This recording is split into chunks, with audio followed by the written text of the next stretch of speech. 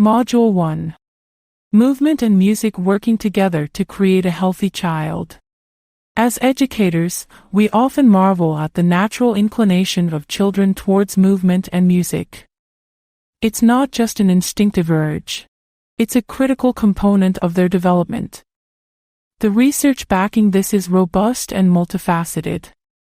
Movement and music are like two sides of the same coin. Each enriches the learning experience and contributes uniquely to the growth of a child. Imagine a classroom where the sounds of laughter mingle with the rhythms of music. Here, movement isn't just a physical act, it's a language that conveys concepts, emotions, and connections. This is where our journey into the world of music education begins. In the delicate process of growing up, music and movement are the heartbeats that pump joy and learning through a young child's life. They are partners in the truest sense, enhancing each other to provide a multisensory experience that delights as much as it educates. For instance, when Max drums and hops simultaneously, he's not just having fun, he's mastering coordination, balance, rhythm, and emotional expression. Pioneering education theorists offer various insights into this relationship.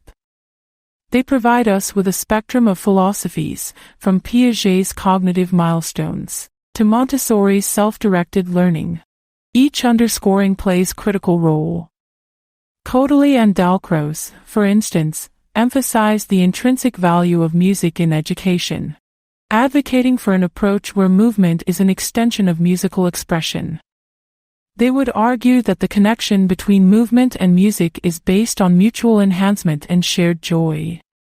Culture and social environment are the choreographers of a child's musical playground. They shape the melodies and movements that form the backdrop of children's lives. In every corner of the world, children grow up swaying to lullabies and stomping to folk tunes, all of which are etching into their minds the rich tapestry of their heritage. Play, the universal language of children, has a unique power. It engages. It's a tool so versatile that it can adapt to any child's needs, turning learning into an adventure. Through play, educators can channel the natural curiosity of children into meaningful learning experiences. It's a creative catalyst that encourages children to turn everyday objects into musical instruments, showcasing their inventiveness and understanding of sound and rhythm. Every child is unique, and so should be their learning journey. Music and play can be adapted to meet these individualized needs. Some may find their rhythm in structured activities, while others need the freedom to explore. It's similar to the competence model, which encourages learning through active participation and choice, like learning about colors by engaging with colorful vegetables in a cooking activity. The absence of correct answers in movement education opens a world of creativity. It's a philosophy that fosters problem-solving and self-expression, allowing children to explore multiple solutions and express their ideas freely. This approach resonates with the creative thinking skills outlined by Torrance and Goff: fluency, flexibility, and originality. In this classroom, children are not just learning, they're embarking on a discovery of self and the world, through the languages of music and movement. It's a place where education isn't about right answers, but about the exploration of possibilities. It's where music and movement work in harmony to create healthy and happy children, ready to dance to the rhythm of life. Developing curriculum and environments for music and movement. Welcome to this exploration of music and movement within educational curriculum and environments. This chapter is designed to guide you through the foundational aspects of curriculum development, and to enrich your understanding of how to effectively integrate music and play into early childhood education. Let's embark on a journey to identify the essential components of education and curriculum. Education, at its core, is an ecosystem comprising various elements that interact to foster learning. The curriculum is the blueprint of this ecosystem, articulating the learning goals, content, and methodologies designed to facilitate children's holistic development. As educators, we encounter diverse models for curriculum design and implementation. Traditional models often take a linear approach, starting with objectives, and sequentially progressing through content delivery, practice, and assessment. In contrast, contemporary models, such as the integrated thematic approach, weave together subjects, enabling children to make connections across different areas of learning. Another innovative model, the emergent curriculum, is responsive to children's interests, encouraging exploration and discovery as central to learning. Active engagement is the heartbeat of effective teaching and learning. Children learn best when they are participants, not just spectators, in the educational process. Inquiry and movement are vital because they not only stimulate physical activity but also enhance neuron and dendrite growth in the brain, laying the groundwork for cognitive development.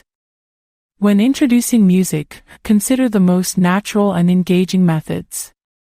Playing a recording can captivate children's attention, serving as a springboard for further musical exploration. Similarly, when introducing music more broadly, repeating nursery rhymes and chants daily creates a familiar and fun environment for children to learn about rhythm, melody, and language, reinforcing their literacy skills. In the context of physical activity, such as a kindergarten recess, it is beneficial to plan activities that encourage diverse movements like hopping, jumping, and striking. These activities not only promote physical development but also support children's motor skills and coordination. The connection between music and literacy is profound. Structural comparisons can be made between letters and notes, words and measures, highlighting patterns and sequences that are fundamental to both language and music. This relationship underscores the importance of integrating music into literacy development. When planning learning activities, a holistic approach is essential. Content standards provide a framework for what children should know and be able to do, while developmental appropriate practice ensures that activities are tailored to children's age and stage of development. Safety, of course, is a non-negotiable aspect that permeates every facet of planning. The curriculum, in its richest form, is a written plan for learning that encompasses goals and objectives along with cultural and pedagogical considerations. It is a living document that respects the diversity of learners and adapts to their evolving needs. Guided discovery is a powerful strategy in curriculum design. It involves designing a series of questions and challenges that lead students to the desired outcome. Two effective techniques in guided discovery include working backward, starting with the final question to ensure alignment with the learning goal, and transforming direct commands into questions to provoke thought and exploration. Incorporating play and music into teaching practices is not just about adding activities, it's about infusing joy and engagement into the learning process. It's recognizing that every song, every movement activity, is an opportunity to build skills, to understand the world, and to create connections that last a lifetime.